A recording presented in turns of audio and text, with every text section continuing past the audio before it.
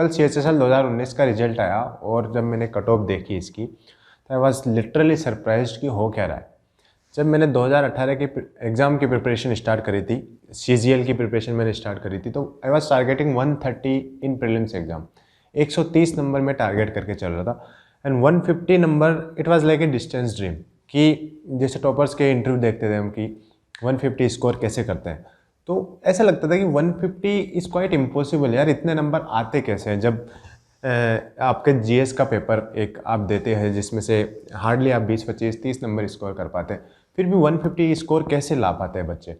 लेकिन जब कल कट ऑफ देखी 160 कट ऑफ है, 135 या 136 इसके आसपास 2018 में इसकी कट ऑफ थी और 2019 की कट ऑफ सीधी 160 पहुंच गई। मतलब 25 नंबर का जनरल की कट ऑफ में उछाल लाना ये कोई छोटी बात नहीं है। ये बहुत मतलब वरी करने वाला है कि बच्चे प्रिपरेशन किस होप से करेंगे कि कितना कट ऑफ टारगेट करें कि हम प्रीलिम्स का एग्ज़ाम तो क्लियर करें कम से कम। अब 160 को हम अगर परसेंटेज में कन्वर्ट करें तो 80% स्कोर लाना बहुत बहुत बड़ी बात हो जाती है। मतलब 80% स्कोर करने के लिए आपको 90% और 100% पेपर अटैम्प्ट करना पड़ेगा। आप 80% पेपर अटैम्प्ट करके आ रहे हो तो आपके पूरे से पूरे सही होंगे, तब जाके आप एक एकदम किन्नौर पे कट ऑफ क्लियर करोगे। मतलब एग्ज़ाम की कट ऑफ इतनी ज़्यादा हाई जा रही है। अब उसमें कई सारे रीज़न है इसके कट ऑफ के हाई जाने के। मैं इसमें ये डिस्कस करने वाला हूँ कि क्यों कट ऑफ इतनी हाई जा रही है। सबसे पहले एक चीज़ तो ये देखो आप कि जब जो न्यू कमर्स है, स्पेशली जो न्यू कमर्स एग्ज़ाम को प्रिपेयर करने आ रहे हैं, तो उनको कोई बोले कि 160 कट ऑफ जाती है इसकी, तो डेफिनेटली वो प्रिपरेशन छोड़ के वैसे ही भाग जाएगा। मतलब हम भी कॉलेज मतलब स्कूल डेज़ में हम देखते हैं कि 80% जो स्कोर करता था उसको हम टॉपर कहते थे कि ये तो बंदा टॉपर है। 80% एक मामूली बात नहीं है, एक बहुत ही वरिष्ठ एक कट ऑफ है। अब इसमें हम काफ़ी सोचते हैं कि बहुत ज़्यादा करप्शन चल रहा है या क्या हो रहा है कि इतनी कट ऑफ हाई क्यों जा रही है। इसके 2-3 रीज़न है, मैं आपको बता देता हूँ। जो न्यू कमर्स है तो इस कट ऑफ को देख के ज़्यादा डरने की बात नहीं है। इसके क्वाइट जो एविडेंट जो रीजंस है वो मैं आपको बताता हूँ। देखो 3-4 चीज़ें हैं जिसकी वजह से SSC की कट ऑफ इतनी हाई जा रही है, जिसमें सबसे इम्पोर्टेंट रोल प्ले करता है वो है नॉर्मलाइजेशन। अब हर बंदा 160 स्कोर नहीं करा है जिसने 160 की कट ऑफ क्लियर करी है। आप इसका प्रोसेस देखोगे तो होता क्या है, बहुत ज़्यादा बच्चे इसमें एग्ज़ाम में बैठते हैं। More than 50 lakh 60 lakh student इसमें बैठते हैं। तो 60 लाख बच्चों का एग्ज़ाम कराने के लिए SSC मल्टीपल शिफ्ट में एग्ज़ाम कंडक्ट कराती है। अब SSC का जो नॉर्मलाइजेशन है इतना बेतुका, इतना वाहियात प्रोसेस है कि एक एग्ज़ाम को तो दे देंगे बहुत टफ, एक को इतना ईजी दे देंगे कि बच्चा सब कुछ आते हुए भी 160 स्कोर नहीं कर पाएगा। तो ईजी वाले में 160 170 कोई स्कोर करता है, तो जो हार्ड वाले में अगर किसी ने 130 भी स्कोर कर लिया तो उसका स्कोर पहुंच जाएगा 180।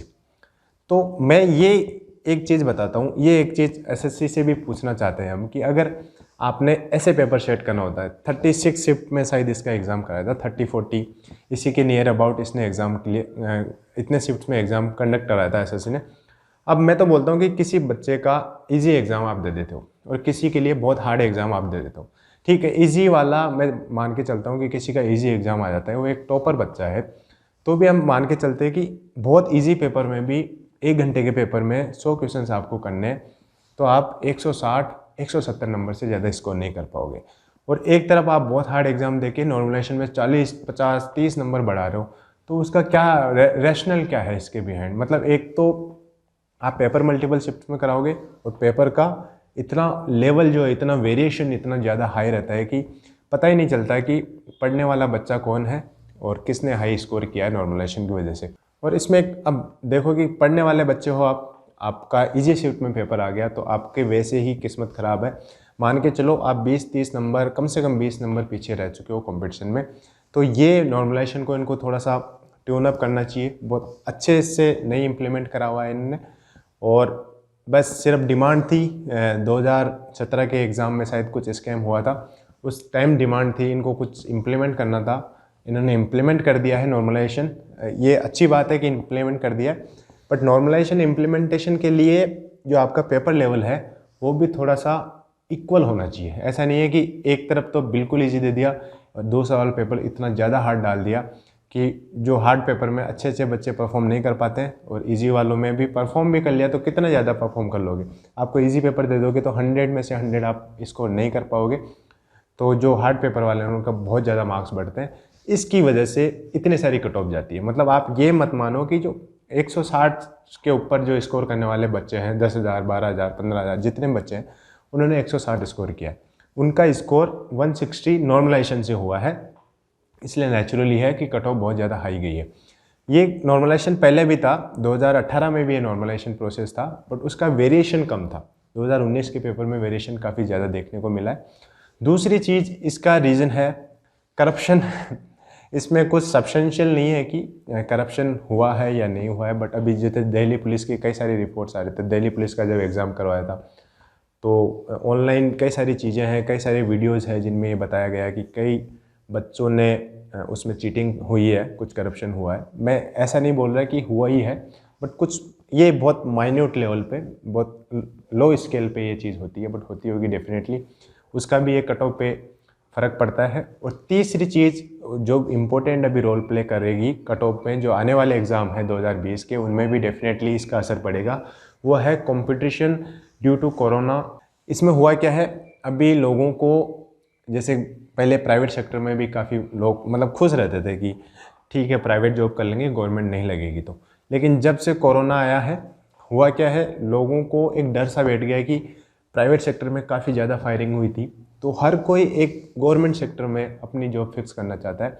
इस कारण बहुत ज़्यादा कंपटीशन अब देखने को मिलेगा आपको, और हो ही रहा है। अभी आप अपने सर्किल में देख लो, अपने फ्रेंड्स, फैमिली, रिलेशन में देख लो, लोग अब गवर्नमेंट की तरफ ज़्यादा झुकाव कर रहे हैं क्योंकि उनको लगता है कि कहीं ना कहीं गवर्नमेंट की जॉब बहुत ज़्यादा सिक्योर है।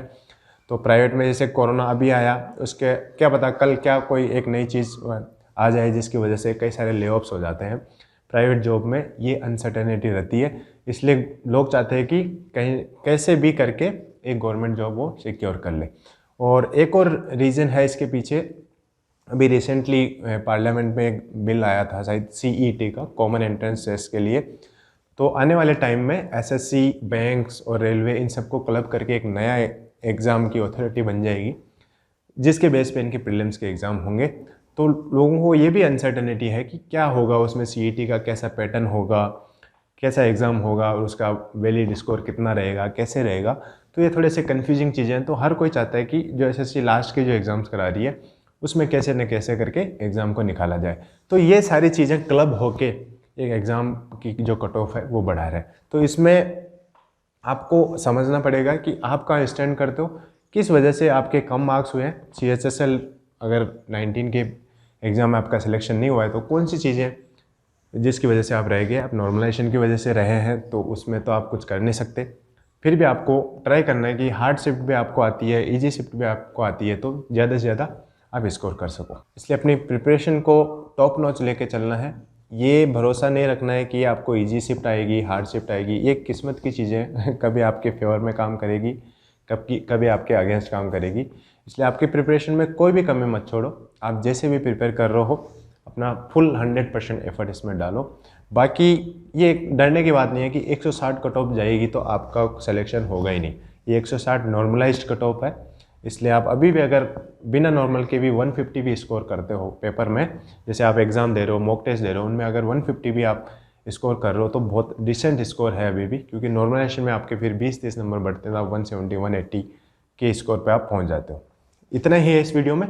एक अपडेट है, अनअकैडमी एक टेस्ट सीरीज स्टार्ट कर रहा है। प्रशांत धवन सर आप जानते होंगे, बहुत फेमस है। वो एक free test series Unacademy platform पे स्टार्ट कर रहे हैं। प्लेज 2.0 के नाम से टेस्ट सीरीज है। ये वीकली और बाई वीकली टेस्ट सीरीज है, फ्री ऑफ कॉस्ट है, इसके कोई चार्जेस नहीं है। ये पर्टिकुलरली करंट अफेयर्स की टेस्ट सीरीज है, आप इसे ज्वाइन कर सकते हैं। डिस्क्रिप्शन में इसका लिंक मिल जाएगा। और आप अनअकैडमी के प्लस सब्सक्रिप्शन आप लेना चाहते हो तो आप मेरा कूपन कोड यूज़ कर सकते हो, मिस्टर ट्रू टेल्स। आपको इसमें 10% ऑफ मिलेगा।